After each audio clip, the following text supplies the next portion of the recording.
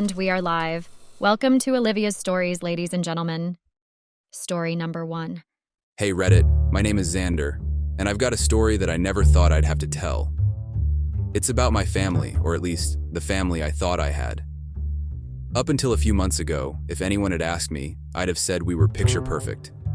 I lived in this snug, warm house on the outskirts of Boise, Idaho with my wife Kalea, our daughter Elodie, who's 12, and a hyper little beagle named Sparky.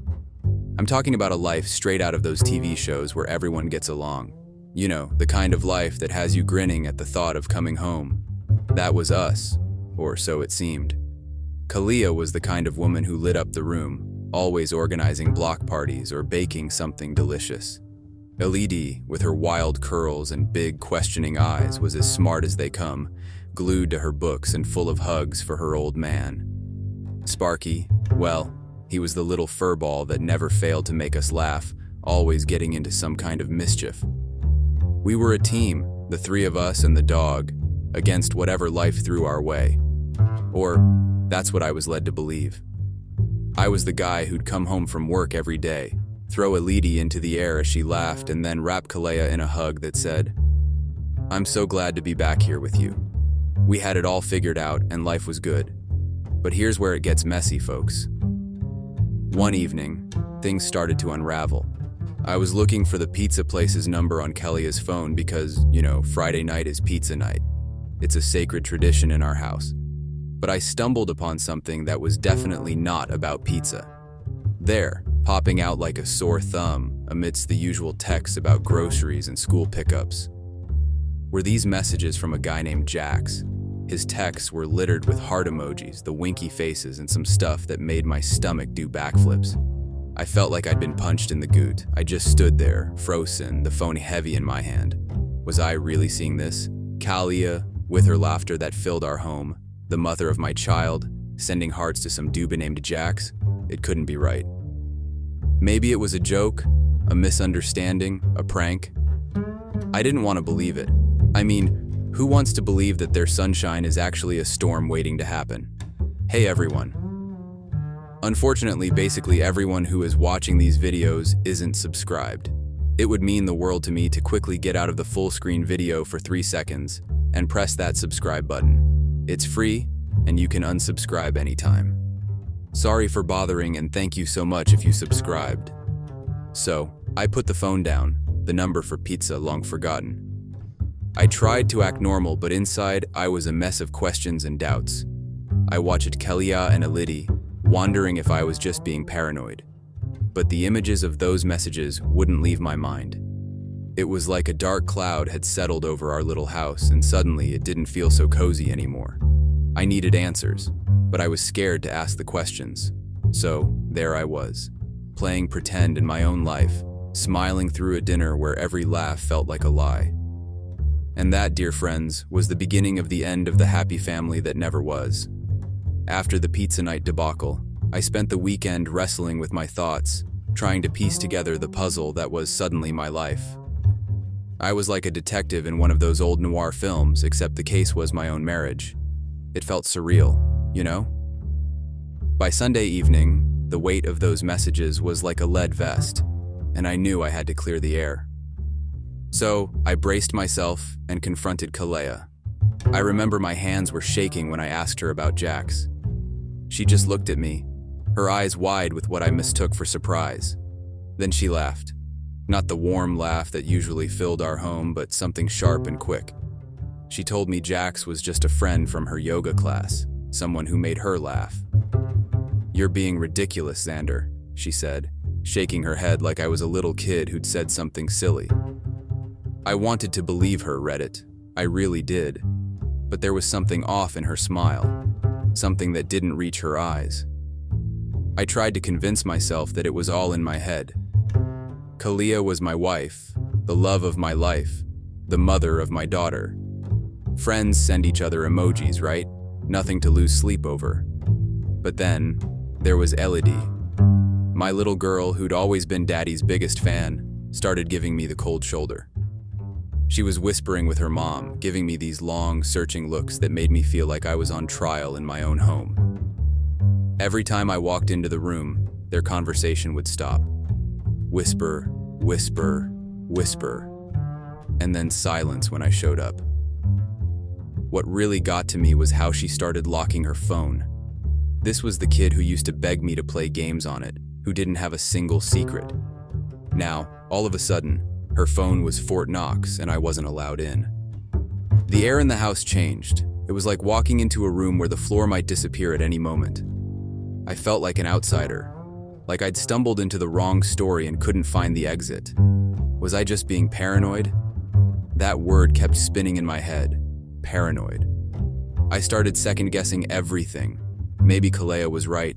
Maybe I was just being ridiculous. Every laugh, every whisper, every look, they all became clues. But clues to what? The worst part, Reddit, was the silence. The silence when I asked how their day was and got nothing but mumbles in return. The silence when I tried to hug Kalea and she'd gently push me away, saying she was tired or not feeling well. The silence in my head when I tried to convince myself that everything was okay. I started to doubt my own thoughts, my own feelings. I'd look in the mirror, and instead of seeing Xander, the loving husband and father, I saw a stranger, a man who didn't know his own wife and kid anymore. It was like standing on a bridge, watching the water below, and not knowing if you jumped whether you'd swim or sink. Hey again, Reddit. So, where were we? Ah yes, in the thick of my own personal soap opera. I wish I could tell you things got better, but life's not in the habit of handing out fairy tale twists. I remember it was a Thursday night when I overheard that conversation, the one that turned the nagging doubts into screaming alarms. I was coming back inside from taking out the trash when I heard their voices floating down from Elidi's bedroom window. I should have walked away, but I was drawn to the sound, like a moth to a flame. "You should be with who makes you happy, Mom," Elidi said, her voice serious and more grown-up than I'd ever heard it. Those words felt like a gut punch. This wasn't some random pep talk. This was my daughter giving her blessing to what seemed like the dismantling of our family. I stood there frozen as the cold Idaho night air bit at my skin. "Happy," she said, the irony of it twisted in my chest. Here I was, trying to keep us all happy by playing the part of the clueless husband. A few days later, the second domino fell. I was on our home computer when I noticed it running slower than usual. Being the semi-tech savvy dad that I am, I decided to do some digital cleaning. Kalea's email was logged in. She must have forgotten to log out. And there it was, a folder marked work stuff. Innocent enough, but the universe has a sick sense of humor. Curiosity got the best of me, and I clicked. Work stuff? Not unless her job included exchanging love letters and cozy photos with Jax, whose face was now more familiar to me than my own reflection. Each email was a hammer building a coffin for our marriage. My dearest Kalea, I long for the next time we're together. You are my true happiness. I couldn't breathe. There it was, the life I didn't know, laid bare in pixelated confessionals and JPEG secrets. My heart raced. A mix of anger and heartbreak churned in my stomach. Confrontation was inevitable. This time, I had proof, solid and undeniable. So I faced Kalea with her own words, the emails printed out and laid between us like a challenge. But she was a fortress. She denied it all, with a fire in her eyes that I'd never seen before. She accused me of invading her privacy, of being a control freak. "Don't you trust me, Xander?" she spat, as if I was the one who had brought strangers into our marriage. She turned my world upside down, making me feel guilty for uncovering the truth. And for a moment, a fleeting, weak moment, I doubted myself. I wondered if I was the villain in her story, the bad guy who snooped and pried and broke the sacred trust between man and wife. But no, Reddit, I wasn't the bad guy. I was just the guy who couldn't see the wool that had been pulled over his eyes. The guy who believed in a happy family portrait, not realizing it was drawn with disappearing ink. The stage was set, the players were ready, and the lies were just beginning to unravel. I told Kalea I had a business trip. A last-minute deal that couldn't wait. Real important stuff. She kissed me goodbye with that same detached peck that had become the norm. And a leady. She barely glanced up from her phone to wave me off. As I drove away, I could see Kalia's silhouette at the window, phone already in hand. My gut twisted. I didn't head to the airport. Instead, I parked a street over in my buddy's beat-up Camaro. There I was, slouched in the driver's seat, baseball cap pulled low, heart thumping in my chest. It felt like a stakeout in my own life, which is about as messed up as it sounds. Hours ticked by, and doubt started to eat at me. What if I was wrong? What if those messages and emails were just... what? A fantasy? A joke? But then, as the afternoon sun began to dip, painting the Boise sky in shades of fire, I saw them. Kalia walked out, dressed up like it was date night. But the date wasn't with me. Moments later, Jax appeared, that too familiar stranger. My breath hitched as they met on the sidewalk, laughing about something I couldn't hear, couldn't be a part of. Their hands found each other, and that's when my heart didn't just break, it shattered. They were headed to Luciano's, the kind of place with cloth napkins and a wait list, the kind of place we'd saved for anniversaries and whispered sweet nothings over candlelight. I followed at a distance, the Camaro's engine a low growl beneath the city sounds. From a parking spot across the street, I watched them through the restaurant window.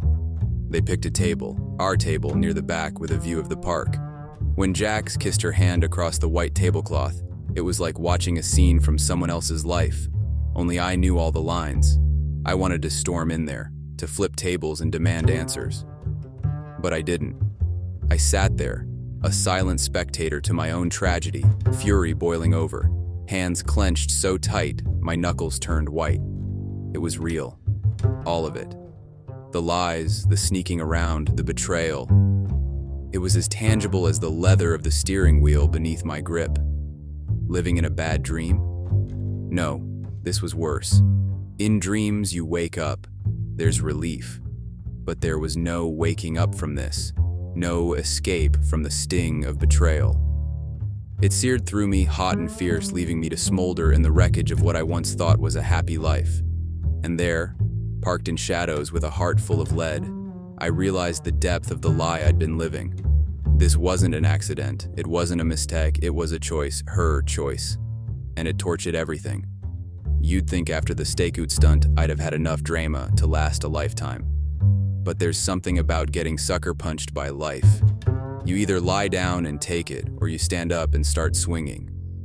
So, I went for round 2 with the truth clenched in my fists. I waited until the next day, after the images had seared into my brain, turning every thought into a live wire. I couldn't eat, couldn't sleep, couldn't look at Kalia without seeing her laughing it up with Jax. When I confronted her, it was with a phone full of pictures, evidence that was as clear as daylight. This time, there was no room for denial, no corner to twist the truth into something else. I held up my phone, the photos glaring back at us in the quiet of our kitchen. "You and Jax," I said, voice steady as a drumbeat. "At Luciano's, at our table." I watched her, waiting for the mask to slip, for the lies to crumble. Kalia's face went through a gallery of emotions, shock, fear, anger, until it settled on something that looked like sorrow. "Xander," she whispered, and there was a tremor in her voice, the first note of realness I'd heard in months. She broke down then, tears spilling over, hands shaking. The affair wasn't news anymore, but the why. It was a gut punch. "You changed, Xander. You stopped being fun. You got so serious and dull. Jax, he's exciting. He makes me feel alive." It was as if she'd handed me the blame, gift-wrapped, like I was the one who'd pushed her into someone else's arms. I stood there, dumbfounded, anger boiling into rage. Then, Elidi. She'd been a silent shadow in the hallway, but at her mother's cry, she burst in like a summer storm. "Dad, how could you?" she screamed, her little face twisted in anger. "You made Mom unhappy. You're a liar." My own kid, my little girl, looked at me like I was the monster under the bed, the villain in the story. The world fell away. It was just her words, stabbing at me, each one a verdict of guilt. I wanted to reach out to her, to explain, to make her see. But she was past listening. There it was, my family. A house of cards in a windstorm. The confrontation I'd thought would be the end was just another beginning, a twisted path into a thicket of blame and hurt. I was the husband who'd lost his wife to a fantasy, the father whose daughter had turned against him, the man who thought he could fix things, only to find that some breaks can't be mended. So, Reddit, I laid it all out, and what did it get me? A broken heart, a daughter who thinks I'm the bad guy, and a home that felt like a war zone. I had stepped into the ring expecting a fight, but I wasn't ready for this kind of battle. The kind where even when you're right, you're wrong. The kind where the ground falls out from beneath you, and you're just falling with nothing to grab onto. After the shouting had faded and the house had settled into a heavy silence, I was left alone with the shattered pieces of what used to be my life. That night, I lay in the darkness, the scenes of betrayal looping in my head like some twisted highlight reel. By the time dawn broke, painting a pale streak of light across the room, I'd made up my mind. No more Mr. Nice Guy, no more Xander the doormat. It was time for action, time to hit back. First things first, money. It always comes down to money, doesn't it, Reddit? I logged into our online banking with a grim sort of determination. My fingers didn't even hesitate as I transferred the bulk of our savings into a new account, just my name on it this time. Next were the credit cards. Snip, snip. All of Kalia's cards cut off. She wouldn't be whining and dining with Jax on my dime, not anymore. But that was just financial foreplay. The main event was Jax, or more specifically, his unsuspecting wife. How do you tell a stranger that their life's about to implode? There's no good way, no Hallmark card for this kind of news. I found her through social media, a smiling picture of her with Jax, #, soulmates. The irony wasn't lost on me. I called her, heart pounding like a drum solo, and asked if we could meet. She sounded puzzled, but agreed. We picked a neutral place, a coffee shop, where the baristas were too busy to eavesdrop. Sitting across from her, I felt like I was holding a grenade with the pin already pulled. I took a deep breath and laid it all out, the emails, the photos, the late-night whispers. She listened, her face going from confusion to horror to a kind of numb resignation. I watched her world crumble, saw the pain in her eyes, and something in me fractured. What was I doing? Was I serving justice or just spreading the pain? But there was no going back. I'd opened Pandora's box, and all the dark things flew out wild and uncontrollable. She thanked me with a voice that was barely a whisper and walked away. I don't know what happened to her after, but I knew I'd set fire to Jax's life just as surely as he'd helped torch mine. I drove home that day feeling like an avenging angel, cold and righteous. But as the adrenaline faded, doubt crept in. I'd struck back, but at what cost? Kalia's world was shaken, sure, but so was Elidi's. And Jax's wife, another victim in a game she didn't even know she was playing. Revenge is a strange thing, Reddit. It's bitter and sharp, and it spreads like wildfire, burning everything it touches, leaving you wondering if the ashes were worth the warmth. So there I was, the architect of my own vengeance, standing in the ruins of what I'd destroyed, not sure if I felt like a hero or a villain. But one thing was certain, there was no going back. The die was cast, the cards were on the table, and the game had just begun. The first domino to fall was Jax. Turns out, Jax's wife was not the kind to cry into her pillow. She was a warrior, a woman of action. She marched right up to Kalia's company and dropped the bomb about the affair, complete with the emails and photos I'd given her. The company had a strict policy against fraternizing, especially the married people having affairs kind of fraternizing. Jax was out of a job faster than you can say scandal. The news of his job loss spread like a virus through our social circles. People I hadn't spoken to in months were texting me, asking if I knew if I was okay. I wasn't.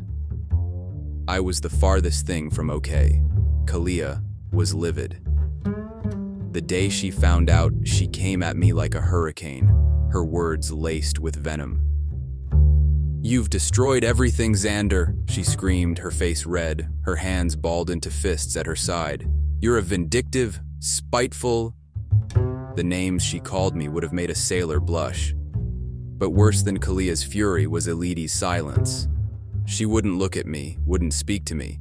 She moved around the house like a ghost, her eyes hollow, her voice gone. She'd been my chatty, bubbly girl, and now, nothing. I might as well have been transparent. Once, when I tried to talk to her, to explain why I did what I did, she just shook her head and said, "You broke us, Dad. You broke everything." And then she walked away. That hurt more than any shouting match with Kalea. My daughter, my heart, looking at me like I was the bad guy. Like I'd willfully detonated our family life just for the heck of it.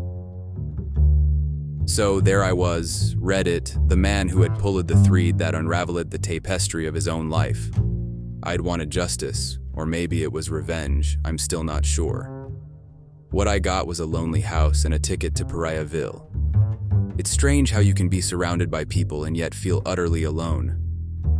That was me. I was the man in the eye of the hurricane, watching as the winds tore everything apart.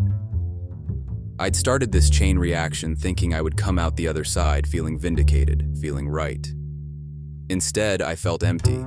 There's no glory in being the agent of chaos in your own story, no matter how justified you think you are. There's just the fallout, and fallout, as I learned, sticks to you long after the bomb has gone off. As the days turned to weeks and the drama refused to quiet down, I did what I thought I'd never do. I filed for divorce. It was a word that tasted like ash in my mouth, a word that, once spoken, couldn't be taken back. The papers were stark, the black ink on white paper spelling out the end of a once beautiful chapter. When it came to Elidi, my shining star, I wanted her with me. I wanted to fight for her, to pull her out of the crossfire and into safety. But when we sat down in those stuffy offices with lawyers who spoke in sterile terms, Elidi's voice was quiet but firm. "I want to stay with Mom."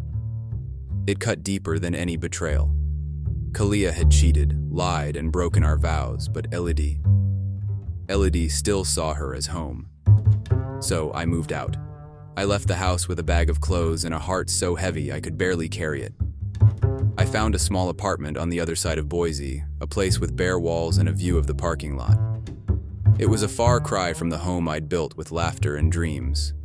I'd sit there at night, the silence deafening, and wonder if any of it was worth it. The truth had not set me free. It had put me in a different kind of prison, one with bars made of memories and what-ifs. I missed Elidi fiercely, every single day. I'd reach for my phone to send her a message to try and bridge the gulf between us, only to remember her words and let it fall back into my pocket. Sometimes I'd drive by the house, slowing down just enough to catch a glimpse of the life I'd left behind. I'd see Elidi through the window, and my heart would lurch. But I never stopped, never got out. Because she wasn't mine to hold on to anymore, not really. And so, Reddit, here I am. The guy who blew up his life in search of something like justice. I sit in my apartment filled with secondhand furniture and wonder if it was worth it. The truth? It's a double-edged sword. It cuts both ways, and nobody wins in the end.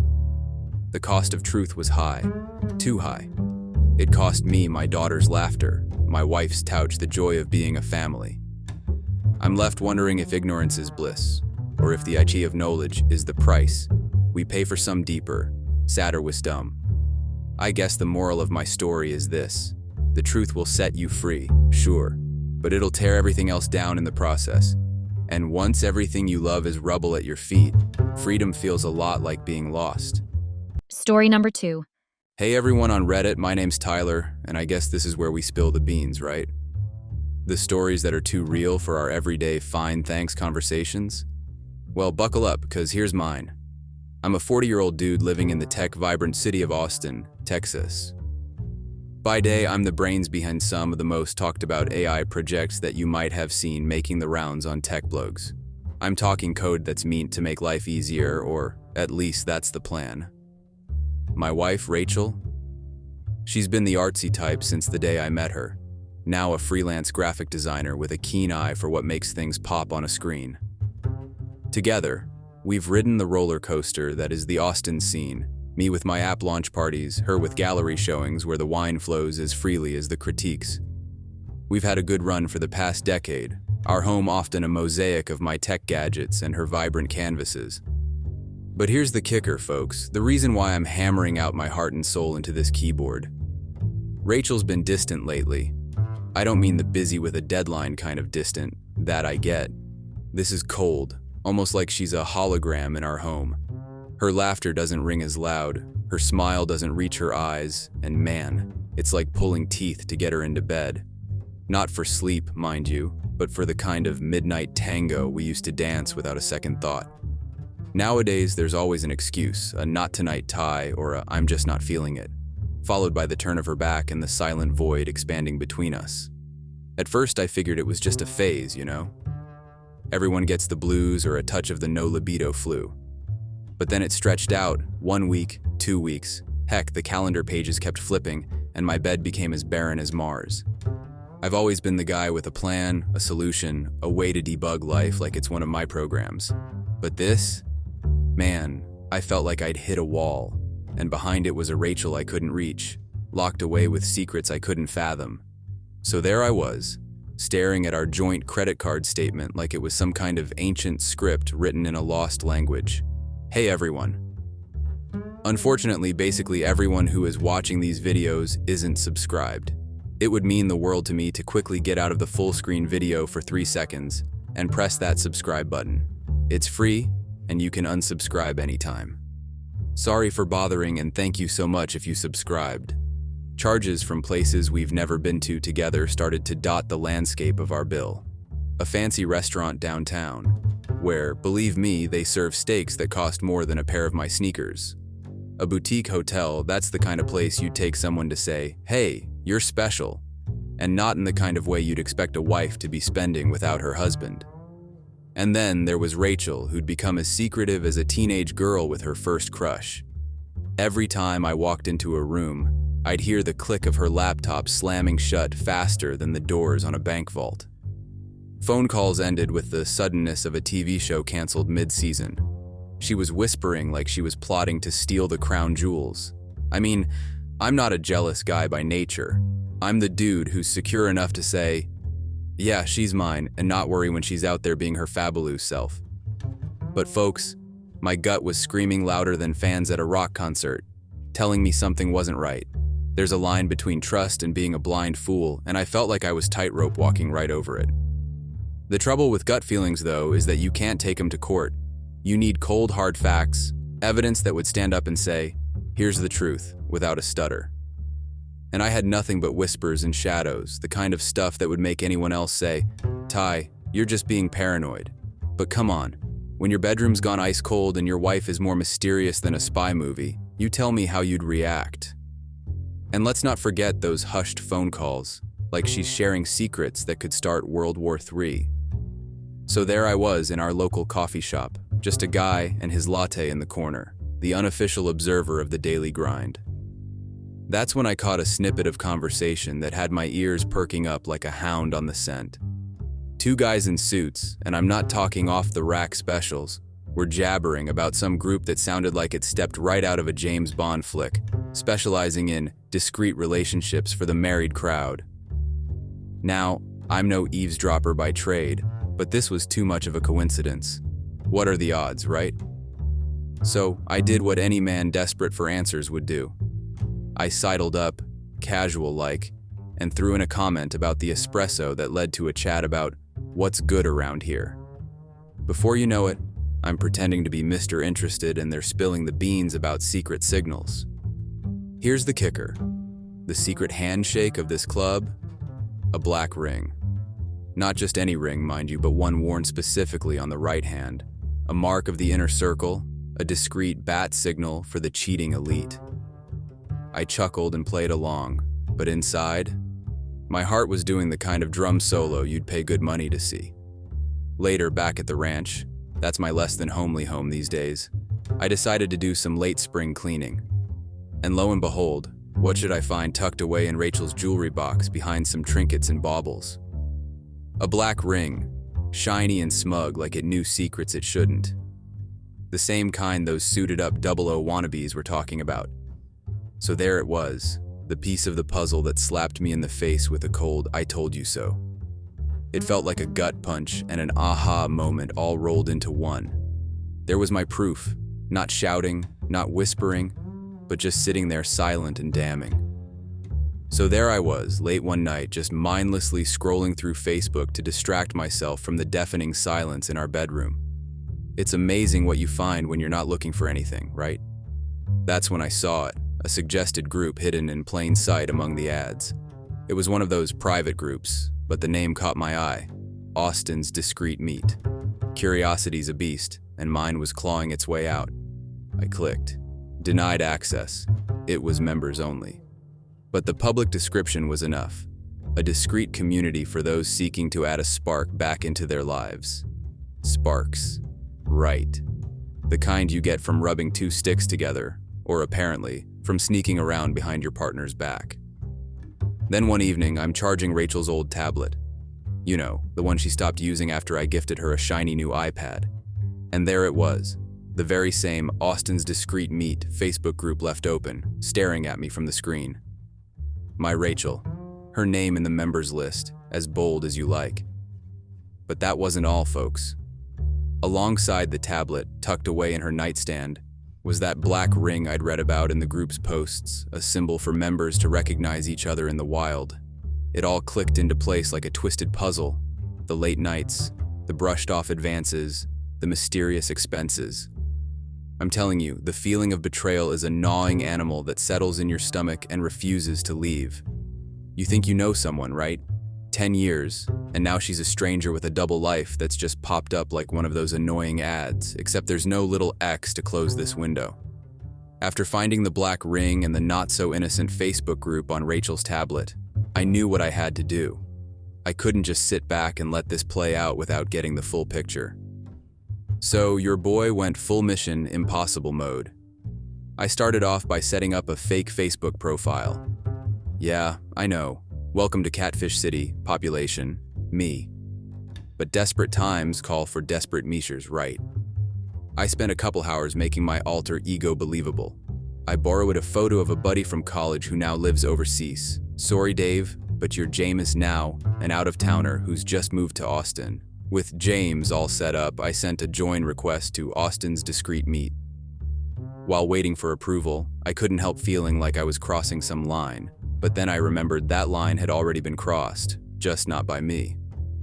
A day later, and bingo, I'm in. The group was like an alternate universe, people chatting and planning meetups, all under the guise of discretion. And there it was, pinned at the top, an announcement for a masquerade-themed event. Perfect cover for anonymity and for me to slip in unnoticed. The event was in a few days. A masquerade ball at some ritzy joint that looked like it was straight out of a movie, where the rich and unfaithful play their games. Next step, getting a costume. I hit up a local costume shop and got myself decked out. I'm talking a full-on feathered Venetian mask and a cloak that would make Dracula envious. Rachel always liked those vampire movies, right? A cruel twist of irony there, but a costume wasn't enough. I needed a backstory in case anyone got chatty. James was now a successful entrepreneur who just moved from Atlanta and was looking to meet new people. Vague but believable. The plan was simple. Show up, blend in, observe, and maybe, just maybe, get the kind of proof I needed to confront Rachel without any room for excuses. So there I was, suited and booted in a getup that would make the Phantom of the Opera do a double take. I stepped into the masquerade event in San Antonio, a lavish affair oozing with opulence and the faint scent of secrets. My heart was keeping time like a drum roll, pounding away as I threaded through a tapestry of gowns and suits all hiding behind masks. I wasn't just in costume, I was in character. James, the out-of-towner, was on the prowl, but the real me, Tyler, was on a mission. I kept my head down and my eyes sharp, scanning the sea of deception for the one face I knew all too well. And then, like a lighthouse beam cutting through fog, I heard it. Rachel's laughter. It's funny, isn't it? How how you can pick out the one laugh you've heard for a decade in a cacophony of mirth. There she was, draped in velvet, a mask adorned with jewels concealing her eyes but not her aura. She was with someone, a guy sporting a grin that I could spot as sleazy from a mile off. I edged closer, every step heavy with the weight of what I was about to do. They hadn't seen me yet, just another masked stranger among many. But as I neared, my heart was pounding like crazy. It was showtime. I slipped through the crowd, made it to their little bubble of betrayal, and stood there for a heartbeat. Rachel was in mid-conversation, a glass of champagne in one hand, her free hand resting on the guy's arm. I reached up, and with all the drama of the evening, I pulled off my mask. "Enjoying the party?" I asked, my voice steadier than I felt. The look on her face read it. It was like she'd seen a ghost. Her companion, Mr. Sleaze, looked like he was about to choke on his own Adam's apple. "Tyler!" Rachel gasped, the color draining from her face. "What? How?" There were a million things I wanted to say, a torrent of questions and accusations. But I just stood there, the raw truth hanging between us like a thundercloud. I won't lie, part of me enjoyed the shock on her face, the way her confident demeanor crumbled. But the other part? The part that had loved her, that had shared secrets and dreams and a decade of life? That part was broken, shards of trust piercing my chest. The room spun with whispers now, the masquerade's facade slipping as people started to notice the drama unfolding. I saw Rachel's eyes darting around, her world unraveling in public. After my grand unmasking, there I was, standing in the eye of the storm I'd just kicked up. The murmurs began to rise around us, the masquerade's melody turning to dissonant whispers as the crowd sensed the drama hotter than the latest gossip. Rachel, her mask now nothing more than a cheap prop, looked like a deer in headlights. Her mouth opened and closed, no sound coming out at first. And me. I felt the rage building, a tempest that had been gathering strength ever since I first smelled the stink of lies. Her companion, Mr. Tall, Dark, and has seen better days, he was trying to slink away, but I wasn't having any of that. I caught his arm and gave him a look that I hoped said, "You're part of this show too, buddy." Rachel's composure cracked, the facade fell. And there it was. All the lies spilling out of her like water from a broken dam.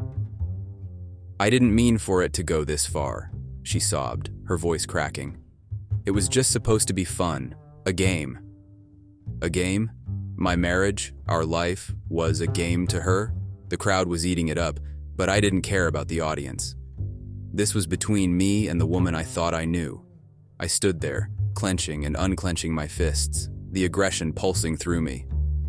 I wanted to shout, to break something, but I wasn't going to give her the satisfaction of seeing me lose control. "You call breaking our vows fun?" I shot back, my voice low and menacing. I could feel the eyes on us, the weight of judgment, curiosity, and shock.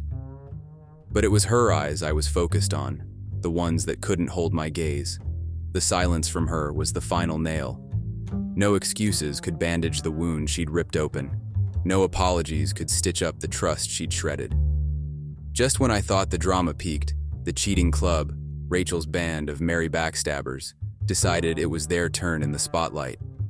I was standing there, my rage just barely leashed, ready to give Rachel a piece of my mind that I could never take back when I felt hands on me. Strong grips, holding me back, as if I was the villain in their twisted play. "You need to calm down, man." One of the suit-wearing snakes hissed in my ear, his breath reeking of smugness and expensive cologne. Another, a guy whose face was too forgettable to be anything but a henchman, chimes in. "She needed someone who was there for her, bro. You weren't." I was seeing red.